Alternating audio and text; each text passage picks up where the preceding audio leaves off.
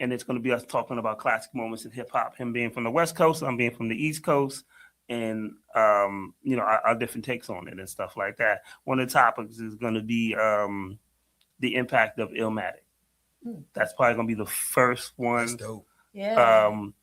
He shot it out, and then we just had a conversation the other day because he took me for my birthday to Bus Boys and Poets, and we were just talking about the Beastie Boys and License to Ill, and then he was like, "Damn, it's the one time I did not bring my camera," and he was just like, "Man, we should have brought the camera," because the conversation was so great, because he was just like, "You didn't really like the Beastie Boys?" I said, "Well, I'm from Queens," and he was like, "What does that mean?" I said, "My house is here, and the DMC house is here."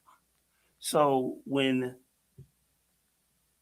people are loving Run DMC, then all of a sudden these white boys come, and it's, you got to fight for your right to party, and they're going on tour with Madonna, and people aren't talking about Run DMC that much. That's an insult to hip hop, to my hood, because we're forgetting the impact of, if there's no Run DMC, there's no Beastie Boys. And he was like, "Oh, I never thought about it." I said, "Don't get me wrong, I like their later stuff, but understand Beastie Boys got to go on tour with Madonna for their first tour."